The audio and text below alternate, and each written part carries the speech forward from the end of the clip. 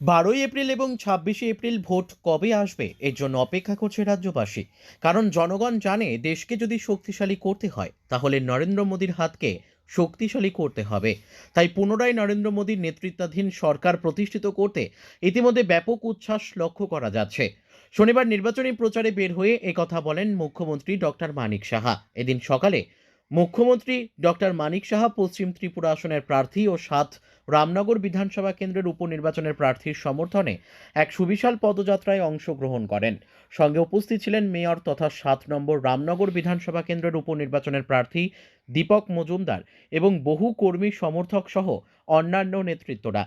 মুখ্যমন্ত্রী ডক্টর মানিক সাহা সংবাদ মাধ্যমের মুখোমুখি হয়ে জানান, চারিদিকেই দেখা যাচ্ছে মানুষের ব্যাপক উচ্ছ্বাস। তাতেই বোঝা যাচ্ছে দুটি আসনেই ভারতীয় জনতা পার্টির জয় নিশ্চিত। তিনি আরও বলেন, ভারতীয় জনতা পার্টি মানুষের জন্য কাজ করছে আর সেই কাজের নিরিখেই ভোট চাইছে। এই দিন তিনি বিরোধীদের কটাক্ষ করে বলেন, অন্যরা কাজ না করেই শুধু নির্বাচন এলেই পরিযায়ী পাখির মতো উড়ে আসে মানুষের কাছে ভোট চাইতে, কিন্তু ভারতীয় জনতা পার্টি ৩৬৫ দিনই মানুষের জন্য কাজ করে।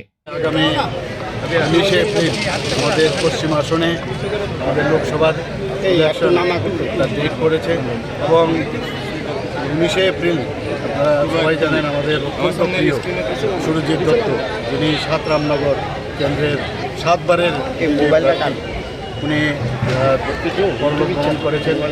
ওনার জায়গায় আজকে আমাদের ভারতীয় জনতা পার্টির মনোনীত প্রার্থী হচ্ছে আমাদের আগরতলা মিউনিসিপ্যাল কর্পোরেশনের মাননীয় মেয়র শ্রী দীপক মজুমদার।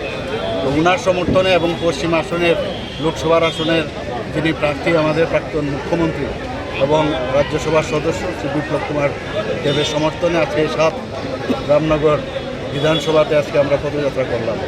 চারিদিকে দেখলাম মানুষের বিশাল সমর্থন, উচ্ছ্বাস, এবং আমি নিশ্চিত যেটা আমরা বলছি যে আমাদের পূর্ব আসনে আরেকটা আমাদের আসন আছে লোকসভার, সেখানে মহারানী কৃতি দেববর্মা, মহারানী কৃতি সিং দেববর্মা মহোদয়া ওখান থেকে দাঁড়িয়েছেন।